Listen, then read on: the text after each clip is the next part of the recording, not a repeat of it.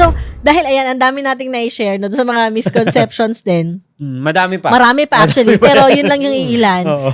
Last time, nag-ask tayo ng questions sa ating mga breaklets. Wow. Charot. Oh. So, breaklets, yung mga nakikinig ng Excited Breakdown to answer. Podcast. O, ng Sige, mga tingnan natin. question na gusto nilang ibato sa atin at susubukan nating sagutin. So, yan. So, subukan nating basahin ngayon. Ayan, meron tayo ditong, tingnan natin. So, category 1. Oh, may category. Parang, yung breakdown, yung una natin na, may category. breakdown, nakafocus siya doon sa parang kailangan siyang i-breakdown in a way na mas magigets yung Yes. psychological concepts. Kasi dalawa yun breakdown na magkahiwala yung word na break at saka down, Yes, which is yes. i-breakdown yung concept. Yung isa breakdown, medyo connected siya yata sa mga heavy topics na may kinalaman sa emotions, very personally okay. ganun. So, dito muna tayo sa unang category. No? Ayan. So, baka sinong gusto magbasa? Pwede. Sige, ako na. So, balak ko po maging forensic psychologist in the future. Meron po ba nun sa Pinas? Like, may hiring po bang ganun? Or may need po ba mag-abroad? Okay. Oh. Yan. So, basically, forensic psychologists are already Yeah. existing in the Filipino setting. Yes. Okay. Siguro, if I may share, I'm sure whether we're allowed to mention a specific institution, pero merong institution na nag-offer Yeah, na ng meron. PhD. Yes, PhD in level. forensic psychology. Pero, again, if you want to practice in that area, mas maganda talaga kung syempre yung academic credential mo is aligned to it. Pero, sa currently available programs na usually clinical, Mm-mm. 'di ba? Ang Yeah. ino-offer sa master's level, Yes. Exactly. you can still practice as a forensic psychology. Ang importante naman doon is syempre yung training mo, yung supervision that you would receive, Mm-mm. 'di ba, from a Yeah. practicing forensic psychologist, para ma-expose ka talaga kung paano ginagawa yung trabaho ng forensic psychologist. Exactly. So I think that's one thing na you can pursue, and may hiring. Kasi part kasi siya ng depending kapag practicing psychologist ka, yung legal cases Yes, So, yes. ikaw tatanggap nun, hindi ikaw i-hire. Oo. Ikaw tatanggap nun, madami. Parang consultancy Consultancy level Yes, siya. Oo. So, may lalapit talaga sa'yo ng mga, ikaw ang hindi ako nag-accept. Although may lumalapit sa akin, nire-refer ko dun sa mga nagliligal. Oo. Exactly. So, for that time, hindi ako, syempre iba yung focus ko Though I think wala pang specific. I mean, correct me if I'm wrong, no? Kasi usually sa mga court cases din, mga clinical psychologists din. Pero pwede din naman ng forensic. Parang so far wala pa akong naririnig na talagang specific na forensic psychologist yung ina-ask for specific For case. the forensic. Kasi course. usually nag-overlap pa siya with clinical psychology. Pero siguro para lang share ko na din dito sa podcast, no? Meron na kasing special interest group sa Psychological Association of the Philippines. Feeling ko pwede naman natin mention yun kasi mother org naman natin siya. Na nag-file na. Oh, for that. Actually nag-start yun nung biniru-biro ko sila O total naman ikaw ang so baka nakikinig si Argel dyan. Siya yung sabi nga, 'di ba, unang forensic psychologist daw sa Philippines. Pero may PhD. mga Oo, PhD. si sir, oo. yeah. Pero sa institution kasi din yan naman yung nakuha dun sa na-mention mo kung saan ka part, 'di ba? So biniro ko siya, tinutuon niya. So parang alam ko okay na yung mag-establish na sila, sir. okay na yung Sila, special Doc, interest sorry. group na yon, no? May mga founding members na din siya. So meaning, ibig sabihin, unti-unti na din naman na-develop. Kasi ang problem dyan, paano mo ma-distinguish yung trabaho ng forensic psychologist sa isang clinical psychologist, knowing na Yes, exactly. before pa lang mag-exist yun, di ba, nagpa-practice na yung clinical psychologist Oo. Kaya din nilang gawin yung ginagawa nung sa forensic. So somehow, yun yung mga kailangan pang i-develop. Kaya huwag kang manghihinayang na pwede kang magkuha ng clinical psychology program kasi pwede mo pa rin naman ma-practice yung forensic psychologist na level. Basta yung syempre, yung lahat ng mga kaso na kukunin mo ay medyo connected din doon sa level na yun. Yeah, yung training at saka yung supervision na kukunin niya pagdating dun sa mga seminars, webinars, di ba? Yun yung mga kailangan mo sigurong i-work out para you are prepared to handle those kind of cases. Pero ang pinaka-importante doon, I think, in my experience, is yung may mag-guide sa'yo. Yes. Who's already in that practice. Yes. Oo. Ayun. Yan. Sige ka Go. Okay. 5, 4, 3, 2, 1. Ito ba yung grounding technique? I think, Yung 5 things that you can see. Oo. Applicable naman siya. Yeah, actually, ginagamit ko din siya sa mga clients ko na adults. Oo. It helps. Actually, it helps nga. I mean, more of sa mga adults din. Lalo na yung mga matataas yung anxiety. It helps them kasi ang logic kasi ng grounding technique is that kasi the reason why nagiging powerful yung overthinking natin is because much of our attention goes to it. Basically, the attention that we give to it gives power to it. Oo. So yung grounding technique, kasi I think ang sensations natin, yung 5 senses natin, ang pinaka-simpleng way Correct. for us to be able to divert yung attention natin. Kasi parang ganito yan the reason why we are overwhelmed with our thoughts. Parang napakalaki niya, di ba? Kasi nga, sobrang attention na binibigay natin.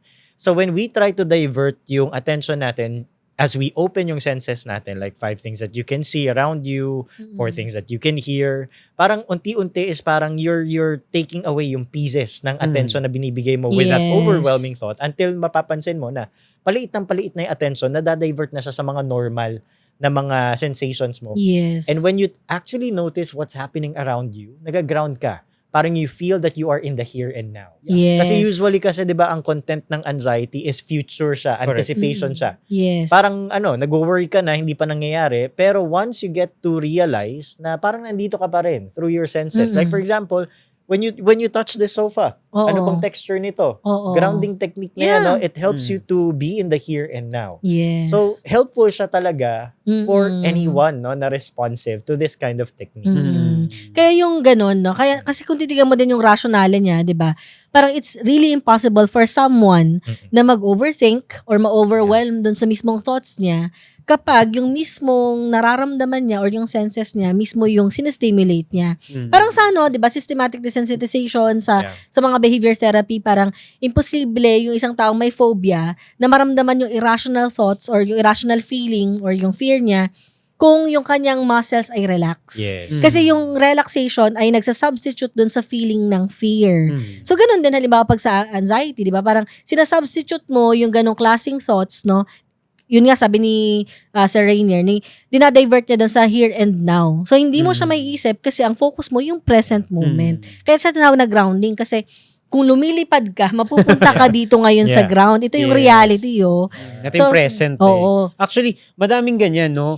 For kung sino man nag-send, no, at saka sa ating mga tagapakinig. Oo. Actually, marami kayong ma-encounter. For example, if you subject yourself to therapy na parang pangbata. 'Di ba?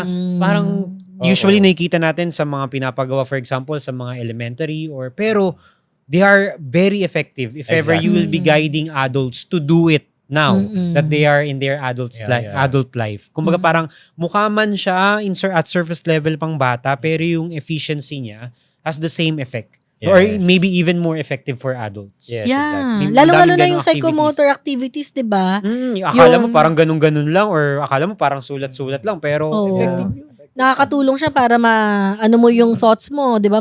Ma-translate mo ng mas maayos, Yes. tapos eventually ma-analyze mo kung irrational ba siya o rational ba siya, 'di ba? Naririnig mo yung sarili mo pag sinusulat mo. Pero pag lumulutang lang siya paulit-ulit, kakainin ka ng thoughts na yun eh. Exactly. 'Di ba? Kaya sabihin na iba, corny naman yung journaling, pero hindi. Ina-exercise mo yung specific muscles mo, di lang yung kamay mo, no? Yung specific brain areas na exercise siya. 'Di ba? Exactly. Kaya maganda nagsusulat din talaga tayo. Lalo pa ngayon, hilig Tama. mag-type. Bawas-bawasan natin yun. Yung mga psychomotor activities natin, mas i-practice natin. Maglakad-lakad. Minsan nga maglakad ka sa lupa ng nakapaa talaga, walang tsinelas. Yun, grounding exercise din yun. Basta Kasabay safe. ng, oo. Kasi kapag natusok ka, grounded Ayun talaga yun. lang. Ako pa You'll sinisi. come to Yan, your nabubog senses. ako. Diba? Sabi po kasi ni Sabi YMP. kasi. Talagang magigising ka talaga. So maglakad kayo sa safe. Sa safe. Sa safe, Sa para damuhan. malinis. Oo. Damuhan, ganyan. Oo. Sand, ganon. Yeah. Hawak-hawakan Sa nature, mo. yung grass. Yan, actually, naranasan ko yung mag-conduct ng relaxation technique sa mga campers. Oo. Ang sarap na kasi yung nakapaa ka lang, you just feel Be one with the nature. Yes. be one with- Yes. So, try nyo yun sa nature. Kapag yung siguro sa mga listeners at viewers natin na mahilig mag-camping, mag-grounding Yeah. kayo. Oh. Diba? One of the best sites, no, to Tapos do that. grounding na kuryente. Hindi ganon, no? Ibang Iba pala grounding yun. naman. So yun, so basically not just a 5, 4, 3, 2, 1, other psychological techniques may seem kumbaga parang at surface level appropriate for kids pero hindi. It is actually more effective even for adults. Yes. Basta something fun, something na ma-focus yung attention mo sa Oo. present moment, grounding exercise, ganyan. Yes. Siguro dagdag ko lang as long as you would be guided by a trained professional. Kasi Yes. minsan dagdag ko lang siguro minsan may mga mababasa tayo sa internet or maybe Oo. maririnig natin from someone who may have heard about it. Pero yung mga important contents, no, or yung mga important steps na mi-miss nila. So parang minsan hindi nila siya nagagawa as effective as possible. Minsan may mga share ko lang, sorry. Oo, sige, go lang. Na minsan merong mga, for example, mamimit mo sa therapy tapos they've been doing na daw yung mga breathing exercises Hindi naman effective for a long time ganyan. pero di effective. Then when I ask them to demonstrate or maybe ask more about how they are doing it, yung mga important aspects ng breathing exercise, wala eh. Wala. Or minsan kahit yung 5, 4, 3, 2, 1 on how they do it, parang yung mga important steps, may mga certain things na nami-miss sila eh. Yeah. So, you'll have to make sure no, that if ever you would be applying it, it's coming from a trained professional or if you want to read it somewhere, read it from a Legit source. legitimate credible source. Oo, kasi sabi nila di effective. Pag nakaka-relate ako dyan. So, yung paghinga pala niya, nose lang. Tapos hindi rin niya ginaguide yung sarili niya sa present moment when it comes to paano maging present sa body niya, paano pumapasok sa ilong, nag-hold ng breath, i-breathe out Wala sa yung mouth, attention yung sa attention doon. Talagang, Yes. gano'n lang talaga sa ilong. Hindi talaga effective yun. So, kaya importante talaga may guide, di You have ba? to be guided. Kailangan How it is talaga. properly facilitated. Kaya nga minsan, doon mo makikita na kung paano parang, alam mo, dina-downplay yung trabaho natin. As if kala mo ganun-ganun lang. Akala kapag therapy, usap-usap lang. Hindi yun ganun. Yeah, isa yun sa misconception. Isa yan sa misconception. Ang therapy ay hindi usap lang. Oo. Kasi kung usap lang yan, at hindi ka naging okay, hindi therapy yun. Tama. Kwentong lang yun. Kwentong Ewan lang. Oo. Yan. Okay, Yan. next. Ito medyo mahaba. How do you stay composed in the midst of a constantly disruptive and straining environment? Yan, might the answer be no? The human cannot possibly be rid of stress. How do you turn the latter into a fuel for human development? Ang lalim, no? Ang Next lalim, question. Ang lalim naman Medyo ito. marami din siyang na-hit, no? Na Oo. important points that Parang needs to be, break down into pieces. Yes, exactly. Quite existential din, no, to how I see it. Constantly disruptive and straining environment. So, sa Stay trabaho composed. natin, no? Yeah. O yung, dahil nga, lagi tayo nakikipag-usap sa mga tao na, siguro yun nga, stressful. Feeling ko baka yun yung context Yes. niya. Meron akong suggestion for that. Kasi 'di ba, may mga lalo na sa disruptive straining environment. Ibig sabihin, there's no control sa environment. This is what I also tell to some people and also to my clients. Sa mga situations kung saan feeling natin wala tayong control, look for something that you can actually control. Yan, kasi imposible na wala kang makokontrol sa self mo. Like for instance, for example, napaka-stressful ng environment. Look for something na parang pwede mong makontrol for you to be able to relax. Like even a simple activity. Na pwede mong i-divert yung attention mo that you can feel momentarily regulated. Pero kasi ang challenging dito is consistent eh. So parang meron kang reactive measures to it, pero may stressor ulit. So paulit-ulit lang siya. Pero yun yung mahalaga doon. Look for something that you can control na alam mo is magiging beneficial for you para maging compose, para mag-relax. Like for an instance, in my case, when things are, like stressful, minsan ang gagawin ko is, lalabas muna ako doon sa kung saan man nanggaling yung stress. Iibahin ko yung mga experience ng sensations ko. Yes. Para at least hindi ako parang nakakulong doon. Like lalabas ako momentarily, gusto kong may makitang iba for a while, I'll listen to music, ibahin ko yung naririnig ko. Tapos I'll try to do deep breathing, or siguro mag-iisip ako like ano bang dapat kong gawin about this situation, or minsan I just let my mind feel empty. Kasi yun yung control ko eh. Yun yung kaya kong gawin momentarily within that time. Then eventually after noon, kapag feeling ko is mas kalmado na ako, how do you know that mas kalmado ka? Kapag yung yung nervous system mo is hindi siya too excited. Yes. And what do I mean by that? Like for example, hindi na ganong mabilis yung tibok ng puso mo, yung breathing mo is nagno-normalize, hindi na nanginginig yung katawan mo, hindi na umiinit yung ulo mo or yung katawan mo. That's when you know that your body is ready to face that stressor. At least yun. Find ways that you can control na kayang-kaya mo talagang gawin instantly.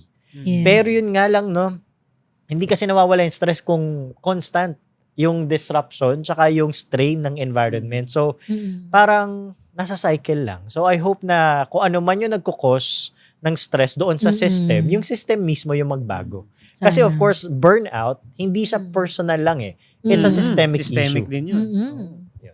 Yeah. Siguro doon papasok no yung how you could turn it into a fuel for human development. Kasi nga when you recognize no the limitations, for example, about the things that you can control, you can already identify that there could be a systematic or a much larger source of stress, 'di ba? That needs to be addressed. Oo. Okay? And again, tama naman yung sinabi na we cannot actually get rid of stress. Exactly. Stress is something that is constant, just like tax, no? Change.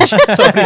So basically, stress hindi mo maiiwasan talaga yan, no? And it could also, again, push you to develop tools, things that you could use to respond to the environment, no? Yes. So ako, yan, lagi kong kinakaawaan yung term na stress kasi lagi siyang nako-connotate or nakikita as something negative eh. Yes, so Diba? parang siya yung parang oh, enemy siya or kalaban yeah, siya. lagi siya yung parang awang-awa ako sa term na stress na yan. Lagi siyang ginagamit. Kung tao siya, i-comfort mo siya, Oo, i-therapy mo siya. i-comfort. Kumusta ka na ba? Oo, hindi ikaw Diba? yun. Huwag kang mag-alala. It's not your fault. Diba? Diba? Kasi, again, stress is also something that we need in order Yeah. to perform in an optimal way. Yes. Yes. Diba? Kung walang stress, bored Eustress tayo yung lahat. tawag dyan, Oo. yung beneficial stress Correct. o yung eustress. Oo. Tapos So talagang, distress. sometimes nga, di ba, we are encouraging people to induce stress to themselves so that they can move. Yeah. Yes. They can reach levels that they didn't imagine that they can actually reach at the first place. No? So talagang we don't want to get rid of stress Yes, first and exactly. foremost. Tama. What we want to address is basically the experience of this stress. May naalala kong theory dyan.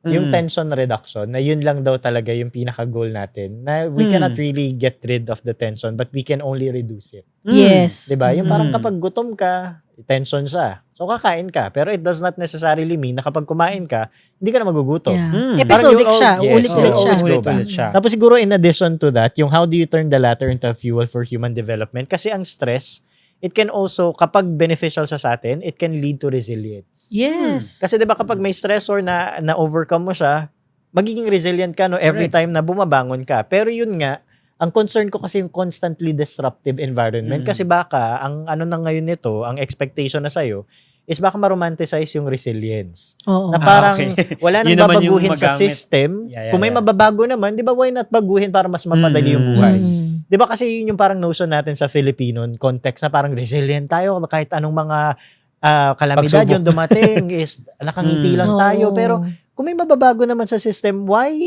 we have to be resilient? Oo. Bakit kailangan nating magpakatatag all the time? Kasi nakakapagod maging resilient. Of course, Totoo. yeah. 'Di ba? So yun yung Sana kung mapadali yung system, Oh. yun na lang. So, Para mabawasan yung stress. 'Di ba? Kaya naman natin maging resilient Yes. in some way. So siguro yun yung gusto ko rin i-highlight kanina na yun nga, once you were able to develop certain tools or things that you can do for yourself, for the things that you can control, diba? That's the time that you can also extend that sense of control to that Oo. systemic difficulty, errors na pwede naman sanang itama.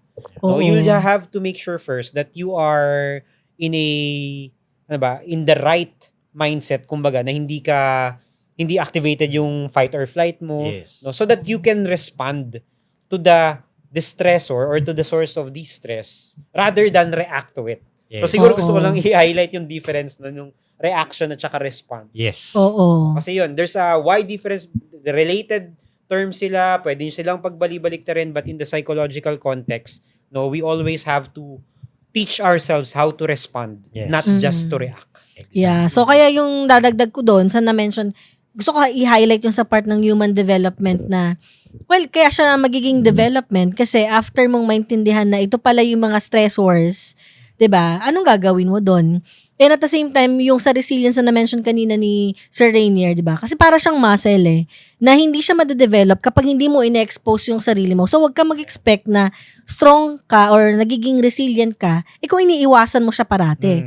So somehow kailangan din may certain exposure tayo doon sa stressor na yon para nakikita din natin sa sarili natin, internally na-explore natin yung mga capacity natin kung paano tayo magna-navigate sa ganung klase ng problema. Doon na sa strengthen yung resilience. Pero importante na maging aware tayo dun sa definition ng resilience, di ba? Sabi, bouncing back from obstacles or yung mga challenges. Pero part of bouncing back, nandun yung learning. Yes. So, hindi mo pwede rin sabihin na resilient ka, pero kung similar problem yan na lagi kang pinapatumba, hindi ka natututo. So baka hindi ka fully resilient doon sa isang sitwasyon na yon kasi parang paulit-ulit siyang nangyayari sa'yo. Meaning, you have to learn from that problem para maging develop siya, di ba? Correct. So kailangan nagiging bago at better version ng sarili mo yon. So, yun, importante na meron tayong stress. Kasi, yun, linawin ko lang, pag sinabing stress, dalawa yan. May eustress, which is yung positive stress, distress kapag negative stress. Generally, kapag describe si stress, ito yung normal response reaction to changes. So, lahat naman may reaction. Pag patay ka na, wala nang stress. So, kapag buhay pa Doon na tayo, talaga mawawala. di ba? Kapag lumalaban pa tayo, ibig sabihin, okay pa yan, gising pa tayo. So, yun nga, tandaan nyo yung mga na-mention nila, sobrang importante yun. Yun, I hope we were able to answer this question. Yes, oo. Yan. Why do people self-sabotage? Feeling ko si Rainier, alam niya. Or how, kasi parang feeling ko may mga nasa-share kang topic tungkol dyan, di ba? Exactly. Or how do you know you are self-sabotaging? Why do people self-sabotage? Unang-una, ang pinagmumulan yan is, of course, yung mababang self-esteem. At the end of the day kasi, madaling sisihin ang sarili kaysa sa ibang tao. Tama. A lot of my clients, nagsa-self-sabotage sila in such a way na lagi nilang sinisisi yung sarili nila sa mga situations na kung titignan mo naman is hindi sila may kasalanan. But they would always take it to themselves, blame themselves, hate themselves for it. Then eventually, yun nga, parang nagiging, kasi diba, according sa theory sa personality, merong dalawang types ng destruction. Yung physical, tsaka yung psychological. Hindi man physical nagsa-self-sabotage. I mean, nagde-destroy isang tao. Minsan psychological. Hindi napapansin ng maraming mga tao. So yun, it's a convenient way for them to be able to, take it onto themselves. Kasi parang, yung mga tao kasi na gumagawa niyan, is yun nga, parang tingin nila is laging they're not enough. That they're always in the wrong. That they are always, going to commit mistakes. And yun yung isa sa mga resources. Kaya nga, ang dapat ginagawa dito is that, tinuturuan yung tao, na to be aware about their thoughts. Kumbaga, to challenge yung mga cognitive errors. Na kung titignan natin sa lahat ng situation, tignan mo, like parang, lagi mong sinisisi yung sarili mo. Is that fair? Parang sa lahat ba ng sitwasyon, ikaw lagi nagkakamali. Totoo. Kasi yun nga, at the end of the day, parang ang daling sisihin ng sarili natin. Kasi parang yung ibang mga tao, they're too careful sa ibang mga tao, sa feelings nila.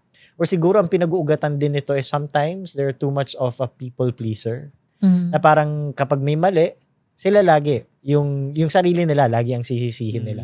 Instead of attributing the actual fault doon sa ibang mga tao. Sa real source. Yes, exactly. And how do you know that you're self-sabotaging if at the end of the day, parang laging feeling mo is ikaw laging may mali. Yeah. Parang you're overthinking na ano na naman yung ginawa ko, may dapat ba akong baguhin? Do I have to adjust myself again? Yung mga ganong thinking na parang feeling mo is you're starting to lose yourself. Yun. Yeah, so siguro actually, Sir Rainier was able to give kumbaga parang parang exhaustive answer na for why do people self-sabotage, yung mga possible reasons niya, at saka how do you know, so siguro dudugtungan ko na lang would be yung in a much extreme way kasi dun siya nagsisimula di ba? At the end of the day, although you're still functional, you're still doing anything that you can do, pero at a much later phase, dyan mo na talaga mapapansin na yung functionality mo, even yung the way you take care of yourself, hindi man siya nagiging absent, pero yung quality bumabagsak. Yeah. 'Di ba? Na parang unti-unti mong napapabayaan yung sarili mo.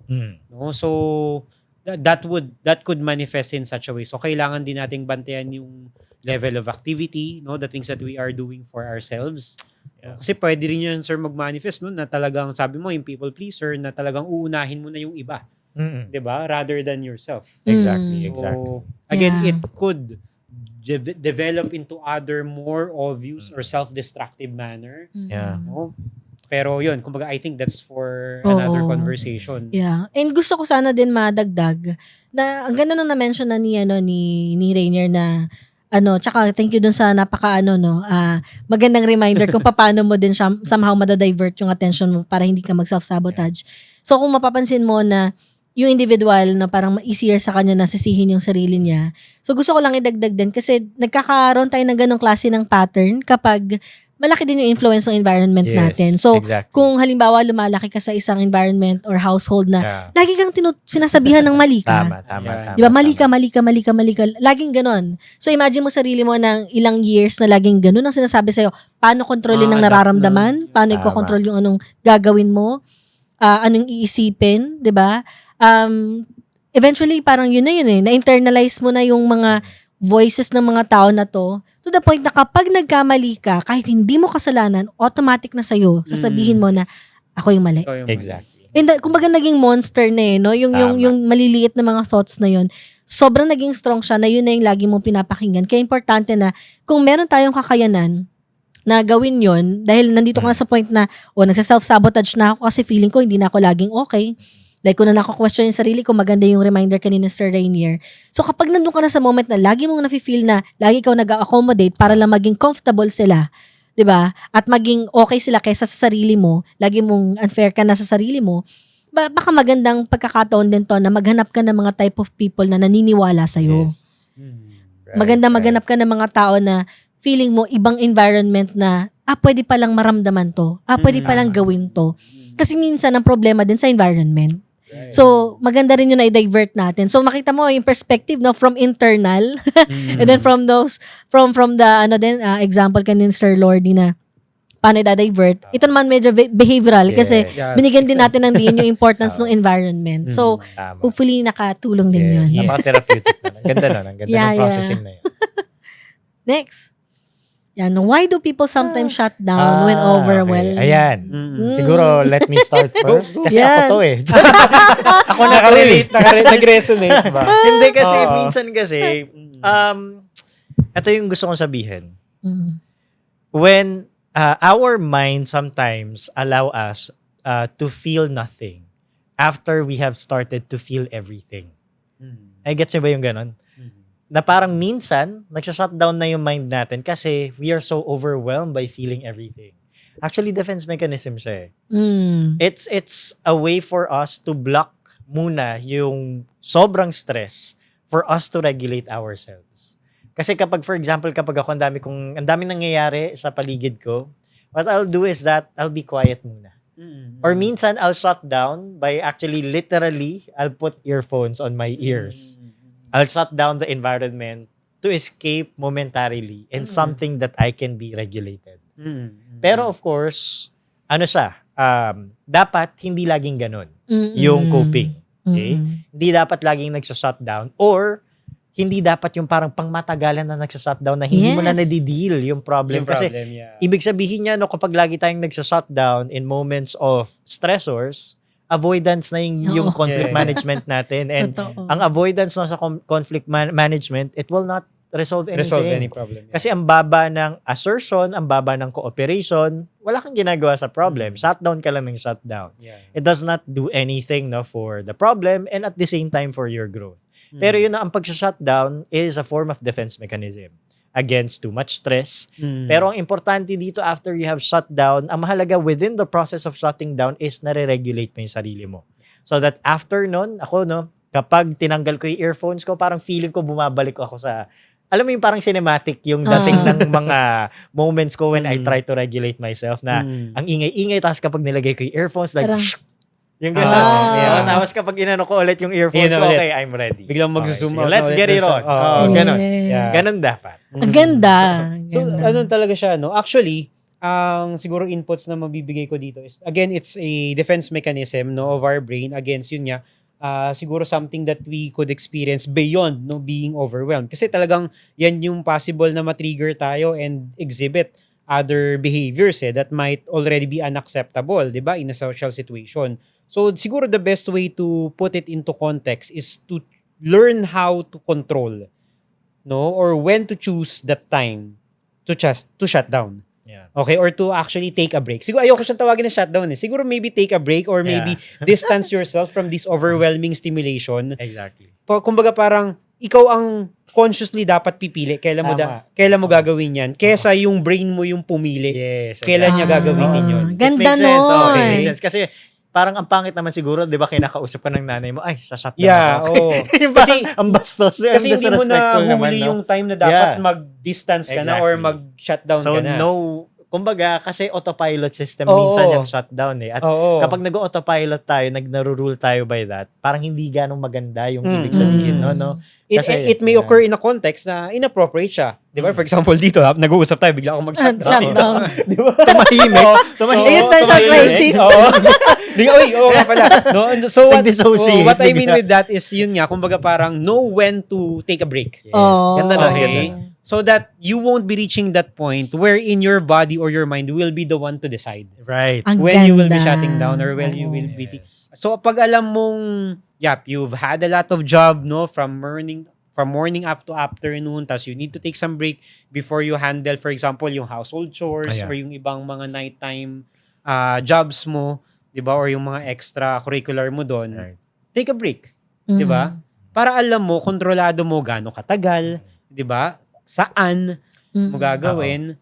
And after that, you could eventually get back to your usual routine, to your usual activities. So, ganda nung pares din yung combination na answer, no? Kasi, kung titignan natin yung kay Sir Rainier, naintindihan niya na parang, okay, ito yung mechanism ng body natin para kahit paano makapag-adjust tayo dun sa sobrang overwhelming na stress. And then, ang ganda nung input na kailangan din natin mag-decide. Yeah, you have to take Pipili- control of yeah, that. to be in control doon sa point na yun. And gusto ko i-connect doon yung part na, kasi pag na-dominate tayo no, na parang, lagi nating hahayaan yung sarili natin na parang, kailan ba ako alam mo yun, parang laging yung emotions mo yung papakiramdaman mo. Di ba may times, di ba, may mga tao na ayoko mag-start kasi hindi pa ako motivated eh. Yes. When in fact, na parang dapat ako mag-decide ngayon, hayaan mo na mag-adjust yung body mo na magiging, nandun na ulit yung momentum. Yes. So, kailangan lang somehow magkaroon tayo ng balance dun sa mga na-mention, no, na parang okay, kapag nagkaroon ng gano'n na parang feeling mo, kailangan mo ng break kasi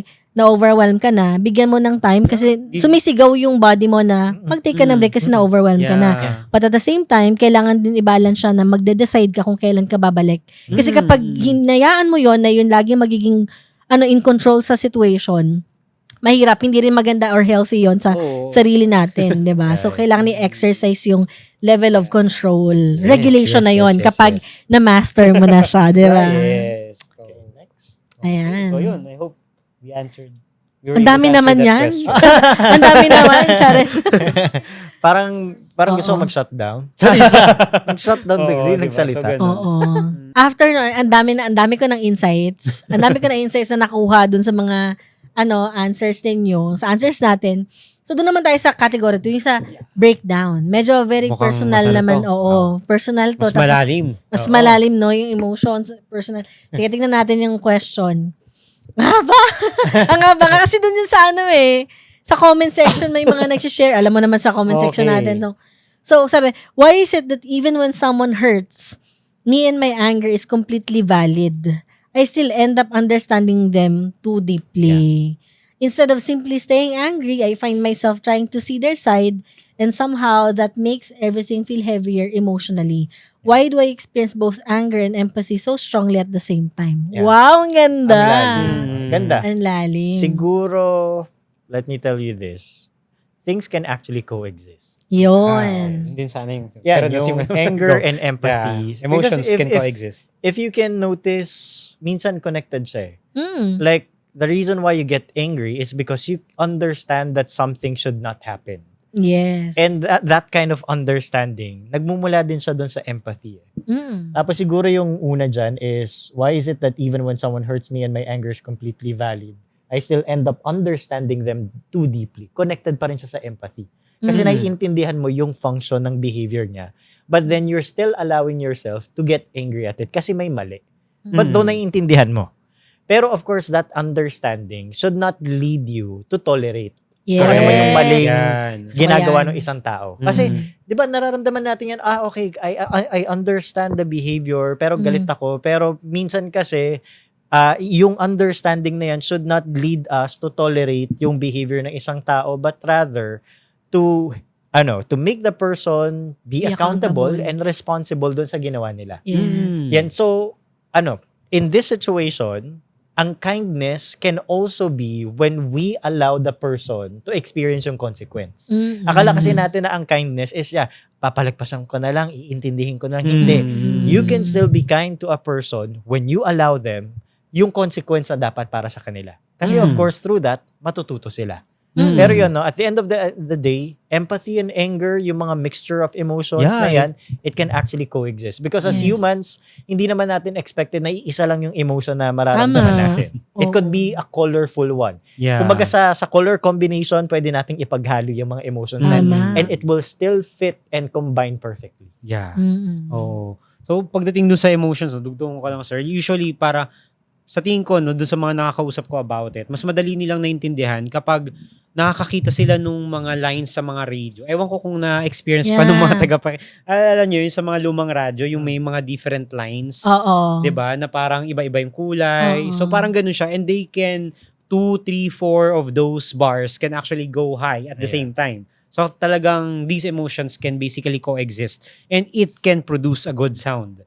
Diba? What do I mean by that good sound? It means that we can always learn something from it. Diba? Tulad dito, diba? Sa tingin ko, kumbaga parang it is anchored into a much deeper set of connection that would allow you to still understand the person. Kasi kung wala yung connection na yun, I don't think, kumbaga parang you would be allotting maybe enough resources, diba, to exert an effort understanding the reason behind that, no? Tulad nga nung sinabi ni Sir, nag-magnify na rin dun yung empathy that I think the person has, no, a good level of emotional intelligence or empathy para maintindihan niya or para umabot dun sa ganung pagkakataon na naiintindihan niya yung reason behind, no, that error kung ano man yung nagawa ng tao. Pero again, that doesn't eliminate, no, the experience of anger. Kasi there's a virtue, maybe something na parang non-negotiable sa'yo na na-violate. Yes. And you have to assert that. Yes. No, you have to make sure that the person understands why you felt angry. Para ma-address, hindi na maulit, no? And the person can also experience growth. And that, in a way, is a form of kindness. Common encounter kan sa mga psych majors pag nagtatanong. Diba? Parang common yan na parang, ma'am, paano po yan? Like ko po siya naiintindihan. Yung mga psych major natin ng mga estudyante, yan yung usually naging problema. So, importante lang, tulad nung nasabi, kailangan naintindihan mo talaga kung bakit ka nakakaramdam ng ganon. Yung self-awareness kung bakit may coexistence ng ganitong klase ng emotions. Again, kasi yung emotions, important information ito tungkol sa sarili at sa environment mo. Parang it demands to be felt. Right. So in terms of understanding, gets naman natin yun. Pero again, hindi dapat yun nara-rationalize natin yung mismong hindi magandang behavior ng isang tao kapag may ginagawa siyang hindi maganda sa atin. Kailangan mo munang maging tao. So allow yourself to be human. Feel mo siya. Hindi makakatulong yun sa kanya na lagi mo siyang ini-excuse because it's also unfair sa part mo. 'Di ba? So kailangan doon yung sabi nga i-assert mo yung sarili mo kasi eventually malulose mo yung self mo sa process eh. Magugulat ka sino ako, 'di ba? Kung relationship to, kinain ka na nung nung karelasyon mo. So doon nawawala yung sense of alam mo yung individuality. So wag mong hayaan yon na mawala ka sa proseso. So kailangan matutunan mo ano ang sinasabi or message nitong emotions na to. Ano yung matututunan ko dito? At bakit ko siya kailangan maramdaman? And then, syempre, obviously, kailangan din eventually makommunicate yun dun sa tao na yun. Kasi, hindi habang buhay tayo ay nandyan para unawain sila. Kailangan din, meron silang matutunan dun sa mga ginagawa nilang hindi maganda at hindi okay yun. So, pwede mong sabihin yun. Tama. Yun. So, yun. I hope nasagot naman itong. I think, nasagot naman. Meron tayo. Yan, sir. How can you explain the feeling of exhaustion even when you haven't done much? Also, the feeling we're existing feels exhausting. Okay. So, iba na yan, no? Siguro alam natin na posible talagang may mas malalim na dahilan kaya natin to nararanasan. Pero again, minsan yung pagod, it will not just experience kapag meron kang nagawang, parang something big, no? O minsan, posible nating maranasan talaga yan kahit wala tayong ginagawa. Okay? We may interpret it as a form of exhaustion, no? But again, if we'll be looking deeper into it, no? Kumbaga parang it's a form of de-stress that exhausts our resources. And that's when we feel exhaustion. No? So, sabihin natin, wala kang masyadong nagawa. Pero yung mismong perspective na yon na tinitignan mo yung sarili mo as someone na wala masyadong nagagawa. Even though, di ba, you are already doing something, can exhaust your resources and can make you feel exhausted. No? So parang, it might give you that perspective or picture na parang yung mismong existing mo or yung existence mo nakakapagod na. No? Without you realizing that you still have that kind of energy, capability to do something more. Right. It's because, again, the energy or maybe yung resources are being spent in a way na hindi natin namamalayan, umuubos pala sa atin. No? So, we usually encounter this kind of experiences for people who are experiencing mood problems, no, or who are experiencing symptoms related to anxiety kasi naman yung kanilang worries at saka yung somatic responses nila are the ones that are exhausting their resources, no? So those are the things, no, that I think could explain these phenomenon, no? And again, it could be case to case din. Kasi basically, one thing that I would ask is to tell me more about it. So that I can give a better siguro analysis, no, as to how it led to such experiences. No, pero in much of the cases that I am encountering in the clinical setting, ganun yung nangyayari that if we try to break down what's been happening in the day, no, meron palang source kung bakit siya nagiging exhausted.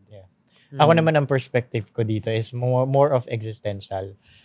Kasi sometimes nakakapagod din wala kang ginagawa because it lacks meaning and purpose. Diba kapag for example, feeling mo walang nangyayari sa araw mo, kahit na hindi ka gaanong gumagalaw, nakakapagod kasi nga the meaning and purpose of our day-to-day lives, it energizes us.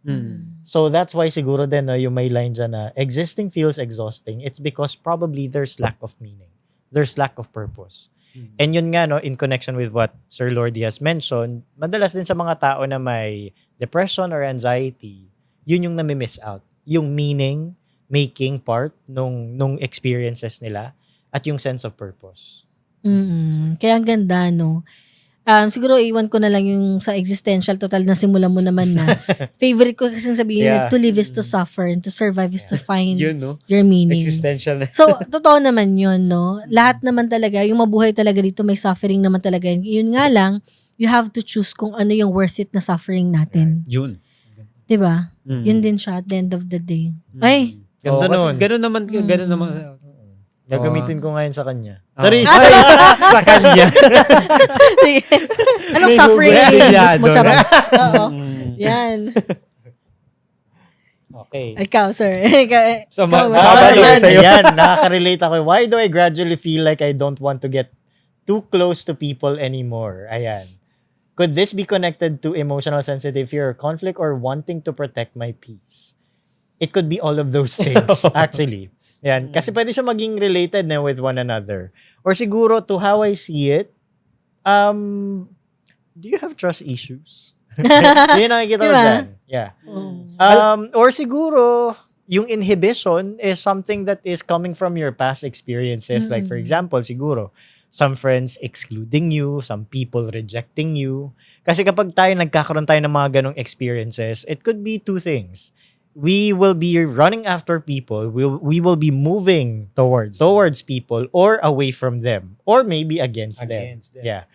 So, in this case, para kasing siguro kapag hindi nare-reciprocate yung energy natin, ito yung napansin ko na sa younger generation, which is I think functional siya in some way, pero minsan nagiging transactional yung relationship. So we're always looking for reciprocity na parang okay naman yun na I give something.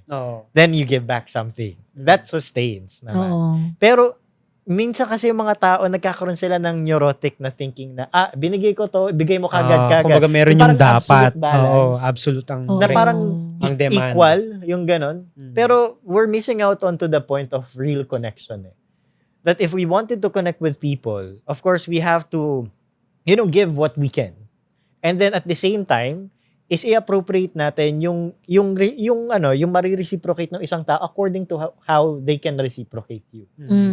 Siguro, in this case, siguro yung tao na to is nagiging on guard siya kasi siguro nagbigay siya ng nagbigay, but yet, no, parang hindi niya nakukuha yung connection. Yeah, na ine-expect niya. So, nagkakaroon ng walls yung tao no, towards others. Na parang kapag nakikita niya, eventually is hindi nagre-respond yung tao to how he or she expects it. Tapos, detachment na ngayon yung nagiging kanyang safe space. Defense mechanism ulit siya against anxiety.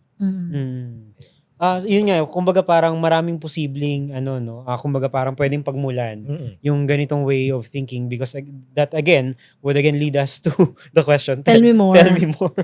Tell me more about. Kasi yun nga, it's actually a common experience no during maybe Q&As, 'di ba, na parang kumbaga parang people would be expecting kumbaga parang definitive answers, 'di ba, from experts, no? Pero yun nga, medyo mahirap siyang bigyan ng direct to the point or straight answer because there's kumbaga parang merong ibang information na parang mas maganda kung mapo-provide, diba? So that we can address the problem. Pero sa tingin ko naman sapat no yung naging explanation ni Sir Rainier para mabigyan ng idea no yung nakapagtanong na ito yung mga possible explanations why we are responding in this kind of manner, that it could be a defense mechanism, that it could be influenced by our previous experiences, or maybe how the generation was shaped. Yeah. Diba? So, those are some of the things that we have to take note of na sana no ma-realize no or makapag-reflect no yung taong nagtanong so that they can evaluate saan nga ba ito posible pang nangyayari. No? Siguro I missed out on that point na kung saan dito pala no. Binanggit niya na nagiging comfortable naman yung tao showing yung negative emotions.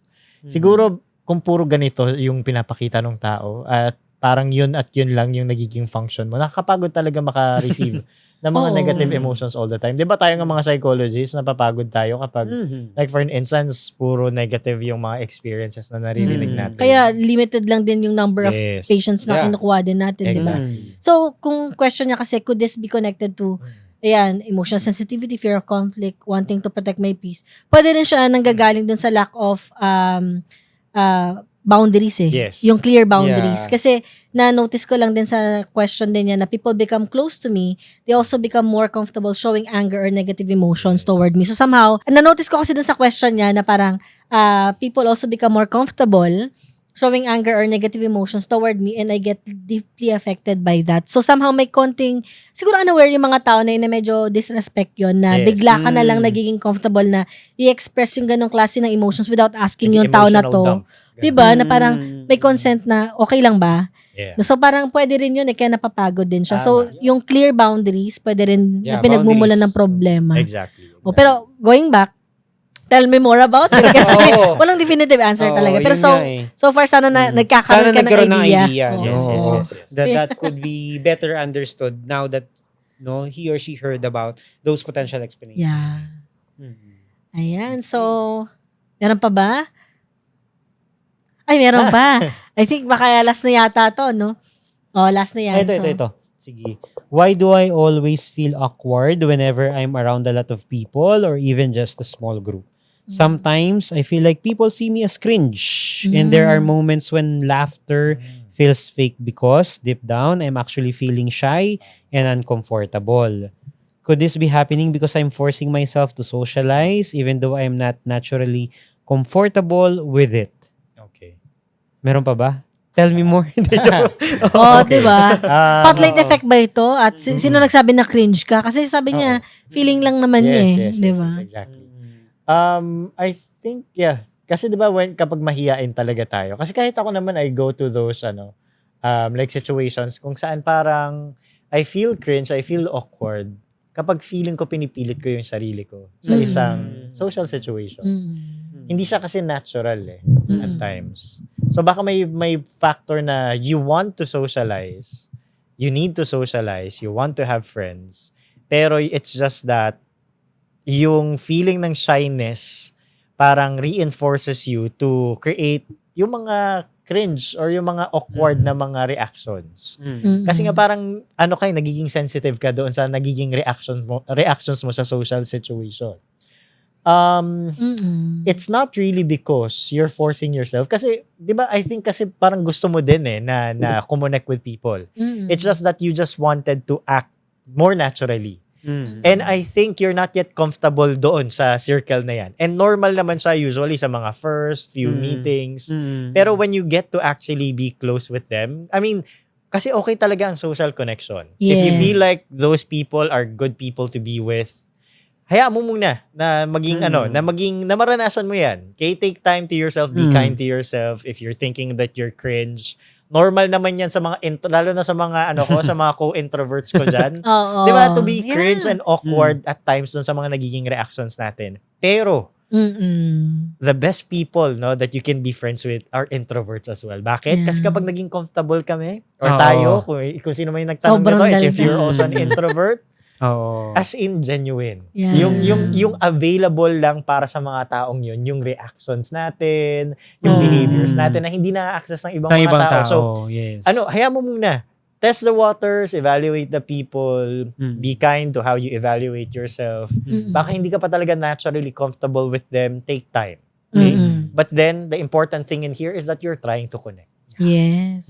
So, siguro yung approach ko dito is yun. Siguro ang one, I think that was covered by Sir Rainier is yung, kumbaga, parang characteristic-wise, trait-wise. Diba? Lalo na that he mentioned about being an introvert or an extrovert, as to how you can establish connections.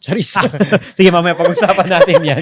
Oo. So, siguro ako, I would consider to identify or maybe to reflect more on this experience, whether it is a state-wise or maybe a situation-dependent experience.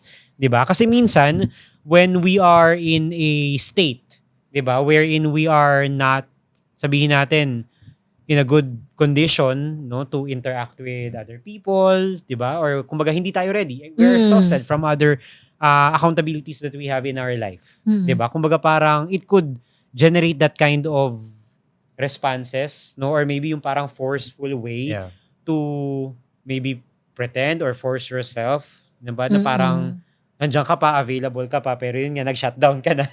Okay? So, or maybe yun nga, situational din na hindi mo, yung mga nakapaligid sa'yo are groups of individuals na hindi mo pa masyadong kakilala, hindi ka pa masyadong ganun kakomportable. So, at one point in our life, kumbaga parang it's an expected, diba, experience, no? So, siguro what we can do to understand how we can respond better to those kind of situations is to know more about ourselves, about yung mga preferences natin whenever we are interacting with people. Yung situations, whether we are still ready, diba, to put ourselves into that kind of situation despite the accountabilities, responsibilities that we've had. Kasi kapag na-evaluate natin yun, there's more chances of us putting ourselves into those kind of experiences na hindi natin kailangang puwersahin. Right? Na hindi natin kailangang pilitin yung sarili natin. Because again, we can still be there for that interaction. So siguro yun, it's more of a state and situation-based approach. Because yun mas maganda kung mas makakapagtanong din sana tayo dun sa nagtanong pa. Pero ayun, hopefully we were able to provide a holistic, or a more, kumbaga parang encompassing explanation how this could be possibly experienced.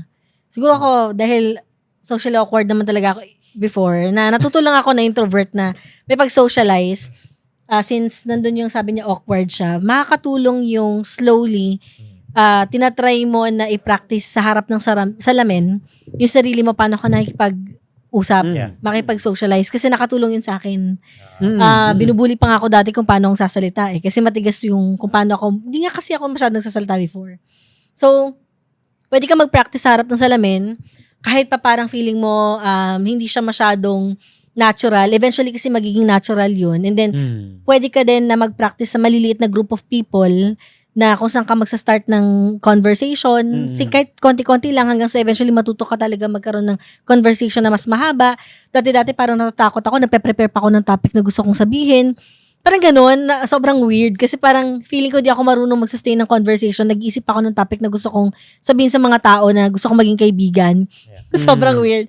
Tapos ganun, and sobrang awkward to the point na dati nung high school, para lang makita mo kung gaano ako awkward, gusto ko magkaroon ng friend, transactional siya. Sa isang 1/4 sheet of paper, nagsulat ako doon ng parang something na parang terms, agreement, ganyan. Na parang I want to be your friend or parang I want to be part of your group. Let me know kung okay lang sa kanila. Parang may ganun ako nakalagay. Check nyo lang kung alin yung response nyo. Yes or no. Ang cute. Tapos tiniklop ko yon yung paper na yon, pinasa-pasa ko dun sa mga katabi ko hanggang nakarating dun sa group nila kasi magkakatabi sila. Tapos nakaabang ako ng gano'n kung ano yung itsura nila. Tapos tumingin sila sabay-sabay sa akin. Gumana yung itsura na. Siguro sabi na weird. Which is, ngayon ko ine-evaluate. Ang weird gano'n. May kontrata. Oo, may kontrata. Tapos inadapt na lang nila ako. So parang gano'n. Yun, But doon we can nag-start. actually learn a lot, di ba? From those Diba? kind of experiences. Hindi mo talaga yan malalaman hanggat hindi. So ngayon, dahil nakikipag-socialize na ako, ngayon ko na witness na cringe yon, weird yon, awkward yon, at hindi ganun makipagkaibigan. Kaya mo lang sarili mo na makipag-usap ng madalas, eventually magiging friend mo siya kapag madalas kang, alam mo, ini-expose sa sarili sa kanila. So pwede yon, practice lang tayo and okay lang magkamali sa una. Normal lang tulad ng sabi ni Sir Rainier. Yun lang. Awkward. Okay na. Ayun. So yun, maraming salamat sa mga nag-ask ng question. Breaklets. Maraming salamat, Breaklets. So ngayon, malapit na tayo dun sa part na matatapos na tayo, no? Dahil dami natin na pagchikahan na, no? Siguro, yung question ko lang naman ay, kasi dahil recently, di ba, may mga issues tayo about political, alam niyo na, mga issue na ganyan. Pero, siguro, paano lang natin mapaparating sa mga nanonood sa atin na ang mental health ay political din, no? Kasi parang recent, parang may mga ganun tayo, no? And usually, pag narinig lang nila yung political, parang galit na iba. Or parang nisipin na kagad parang about sa mga mga politiko. Siguro paano lang natin mapaparating sa kanila na systemic ito at saka political din naman siya. Siguro ako muna, no? Yeah. Based on the definition of mental health, di ba sabi doon, integral component of our individual and collective meaning as a group, abilities to first make decisions. So, ang decision making kasi natin is, of course, pwede din niyang makaptivate yung mental health natin. If we can make good decisions for ourselves, for other people, for the things that we have to decide on. Like, for example, even when we choose leaders for our country, diba? We evaluate, we analyze. Sino ba yung mga tamang maboboto natin, no? Na uupo sa kanilang mga posisyon. Siyempre, di ba, ang decision making, napaka-essential niyan, no? Kasi magkakaroon siya talaga ng effect, no, sa ating bansa. And if yung decision natin is something na beneficial sa atin at sa iba, sa mas nakakarami, then that also determines a good level of our mental health. So, minsan yung mga desisyon na ginagawa natin, nagre-reflect yan sa mental health natin. Okay, that's why psychology is also political. Because the process of choosing things, you know, yung voting, no, choosing yung mga, even yung mga simple na preference natin sa pang-araw-araw, we are using mental health in those, abilities. The next is build harmonious relationships. Ayan, yung pakikitungo natin, no, sa ibang mga tao. Hindi lang sa mga kaibigan natin, professionally, no, systemic. Then at the same time, no, with ourselves, how we connect to ourselves. Then of course, mental health is also how we shape the world that we live in.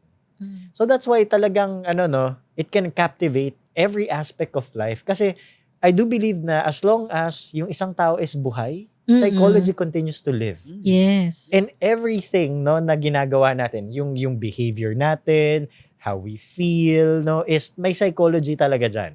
So we cannot separate, no, yung psychology even on the political side.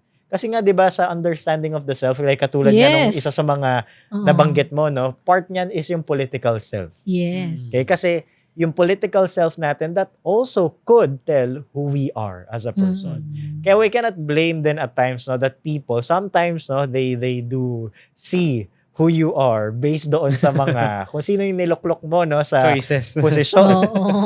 Pero yun, no, like, we have to like see, no, ano ba yung naging effect ng decision na yan. Yeah. Kasi basically, that could also reflect yung mental health state natin. Kung nagluluklok ba tayo ng mga honest na people, ng mga tunay na tapat sa serbisyo, Kasi talaga nag-chain effect siya sa atin. Or tayo ba yung type of voter na lahat naman yan may kurakot Yun nga, So, oo. parang Exactly. pinipili lang natin That already lesser reflects, evil. diba? So, ganun mo Yeah. nakikita yung mundo. Exactly. May pagkaganon, di ba? Yeah. Sa tingin ko, no, nabigay naman na ni Sir yung explanation why psychology needs to be, political as well. No, kasi talagang despite the different efforts that we have in order to kumbaga parang create an environment, 'di ba, that is psychologically safe, no? Environment physically safe, no? Kumbaga parang all of those safety things that we are trying to establish will always be affected by the decisions that are being made by those individuals, no, that we believe should be helping us. No, na kapag sabihin natin iba yung direksyon ng mga taong pinili natin, most likely kahit anong alaga ang gawin natin sa sarili natin, Sira pa rin. talagang masisira. Oo. Kasi hindi mo naman maihiwala yung pagkatao mo dun sa mga nagiging pagbabago sa kapaligiran. No, na basically sila ang gumagawa ng desisyon para sa mas nakararami. Right. No, sabi ko nga, minsan talaga may mga problemang hindi mare-resolve ng grounding exercise. Totoo. Oo nga, Diba? hindi makukuha ng deep breathing. May mga mabibalitaan tayong hindi mo makukuha sa deep breathing Lalo yung tax. Kahit Oh, mag-deep breathing ka, hindi pa rin bababa yun. 'Di ba? Yung bilihin. May mga ganong pagkakataon na kung iaasa mo lang, 'di ba, doon sa mga individual tools, walang mare-resolve ba? Oo. Yes. 'Di ba? It's part of it. Yes, we need to learn those kind of tools to regulate things that we can control within ourselves. But again, after doing those things for ourselves, we always have to extend it to the collective needs Exactly. that other people, could also benefit from. And one of the best thing that we can do is, again, to participate in those kind of parang constitutional rights, 'di ba? Na pumili ng mga leader, na makakatulong din. Yes. Right. Diba? For the society. Na mabuti sa ating mental health. 'Di ba? At maganda 'yon na ma-remind din tayo na when it comes to political na term o kaya politics, it also pertains to access, 'di ba? To structure, 'di ba? Yung lahat ng mga nangyari, anything na nagma-matter sa atin, trabaho, lahat ng 'yun. Oo, hindi lang naman yun sa hindi lang sa pagboto din. So, Yes. kaya kailangan alam mo yun, lawakan natin yung mismong description din talaga nung ibig sabihin nun. Hindi lang tungkol dun sa mga binoto. Kumbaga wag tayo kagad magalit kapag pinag-uusapan natin siya. Masyado tayong defensive dun. Charot. Exactly. Di ba? Hayaan natin na i-explore din yung ganung karanasan. Kasi at the end of the day, tayo yung talo di ba? Kapag hindi rin tayo nag-i-involve, hindi natin nire-reassess yung sarili natin, may mali ba dun sa binoto natin? Meron ba tayong dapat pang choice na mas okay?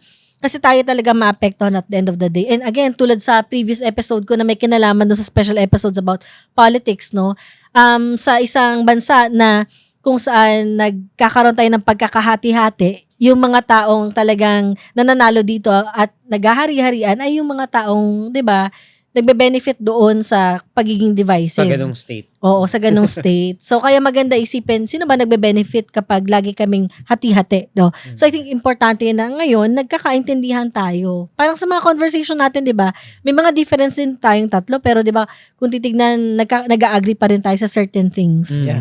Oh. Have different approaches, but definitely, it's for the benefit, di ba, of the majority or for the people who are listening. Yeah, para sa psychology, di ba, parang yung goal is to improve the human condition. Iba-iba yung approaches ng mga approach natin talaga, di ba? Pero sa human condition pa rin siya. So, sana ganun din tayo sa pagpili din ng mga in a much wider scale. in a wider scale.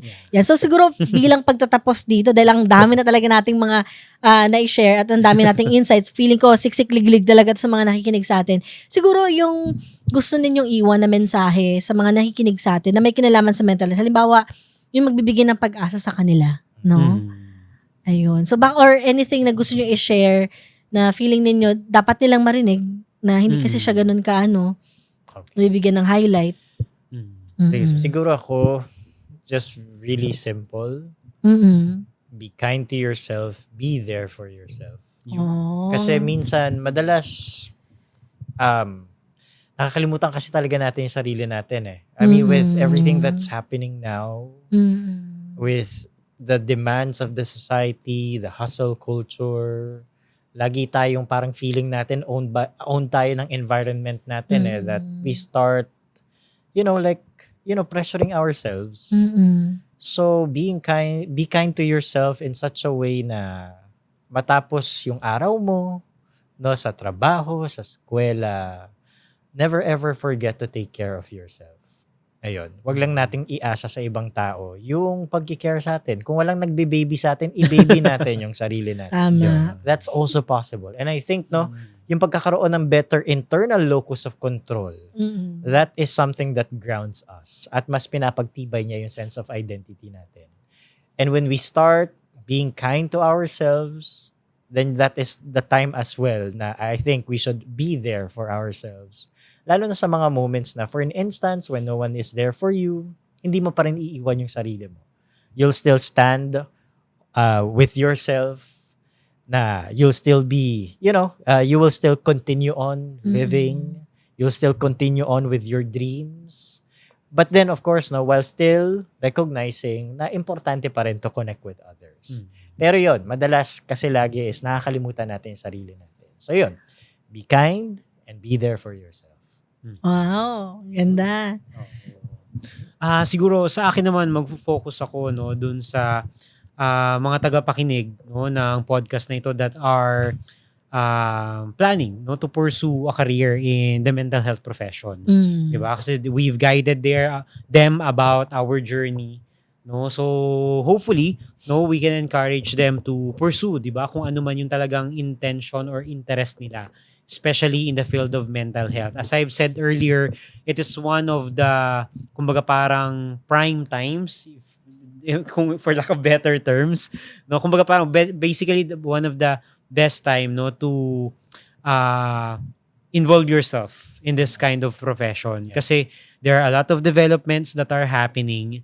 No, there are a lot of professionals that we still need, 'di ba, to deliver the services that the Philippines, no, or the Filipino people need, no, and there are a lot of opportunities that are about up and coming, no. So medyo magiging challenging siya.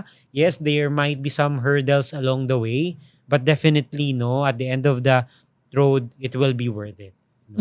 Dahil, marami pang Pilipino ang nangangailangan no ng tulong, and hopefully no you can join us in the future, no, maybe not just in the practice of clinical psychology but even in the other areas no where we can develop or deliver more help. Ganda kasi yung individual tapos collective na pagmo-motivate no na sa mga nakikinig sa atin. So siguro ako ang gusto ko lang idagdag doon, kung naisipan nyo na mag-join sa ganitong klase ng profession dahil gusto nyong maging present doon sa mga taong kailangan kayo para sa bayan, para sa kapwa, 'di ba? Importante din na huwag nyo kakalimutan kung hindi nyo pa kaya no na ibigay yung ganong klaseng services o kaya yung ganong klaseng pagtulong sa bansa o kaya dun sa kapwa ninyo, okay lang na ibigay mo muna yung care na kailangan mo for now sa sarili mo. So, wag na wag yan kakalimutan. No? Tulad nga, be kind to yourself, sabi nga ni Sir Rainier. And of course, at the same time, kung may kaya kang konti-konti lang naman na tumutulong ka din sa kapwa, pwede rin naman. So, hindi naman to palakihan ng contribution. As long as nagagawa mo naman na alagaan yung sarili mo, isang malaking contribution na yun para sa collective eh. Kasi may mga tao na i-inspire ka nang di mo alam na pwede palang gawin yun, na pwede palang mag-set ng boundaries, pwede palang ganito yung approach. So sa maliliit na bagay na nagagawa natin for ourselves, baka may mga tao dyan na silently, alam mo yun, chini-cheer ka, hindi mo lang alam. So yan, maraming salamat sa napakagandang conversation natin ngayong araw. So syempre, iwasan naman natin na parang tapusin to na basta-basta lang. No? Kasi syempre, gusto ko din na bigyan kayo ng pagkakataon kasi for sure may mga nakikinig dito ngayon na talagang followers din ninyo talaga. So, siguro simulan natin kung sino man yung may gusto, no? Baka meron kayong gustong i-promote or i-plug. Okay. So, again, thank you so much thank you so much YMP for inviting us here for this podcast. And I hope I can invite your listeners, your watchers to follow or our pages sa Facebook page, that's Tito Mong Psychologist, TMP. You can follow me through Facebook, Instagram, TikTok and YouTube, no? Medyo pagpasensyahan nyo lang dahil medyo nagiging limited yung content ko nowadays dahil I'm focusing or allotting my resources for my PhD dissertation. Okay lang yun. So, biglang nag-shutdown. Na joke. So, yun. So, medyo malaking resources yung kinakain niya. So, nevertheless, no, from time to time, yeah, I do still post informational content and hopefully, no, meron din kayong natututunan doon. Thank you so much, TMP. Yes. Ayan, so first up, maraming salamat no sa YMP at sa TMP. And this is Rainier Ladic, and the one psychologist, TJP. You can follow me no sa aking mga social media accounts sa Facebook, Instagram, Threads, and TikTok. Kita-kits tayo doon. Ayun, maraming salamat. Syempre, ito naman no, on the Breakdown Podcast. So, I'm YMP, no, your millennial psychologist friend ni TMP at saka na TJP. Ayun, syempre, huwag niyong kalimutan na i-follow yung ating The Breakdown Podcast sa YouTube channel. Ayan, Breakdown Podcast, no, YouTube channel natin, yung mga social media platforms, TikTok, Instagram, Facebook page, at syempre yung pinakabago yung Threads. Maganda mag-engage kayo doon kasi syempre may mga topics na pwede ninyong i-comment and then eventually pwede natin gawa ng episodes. And makakatulong din siya, malay natin, di ba, parang may mga wider audience na mabibigyan natin ng mga insights din dun sa topic na gusto ninyo. So, pinapasalamatan ko kasi nakaabot kayo sa dulo ng podcast na to at marami pa tayong exciting na mga topics na aabangan sa ating mga guest. So, muli po, this is Rian Portuguese, your millennial psychologist. Until our next breakdown. This is Crossroads Media.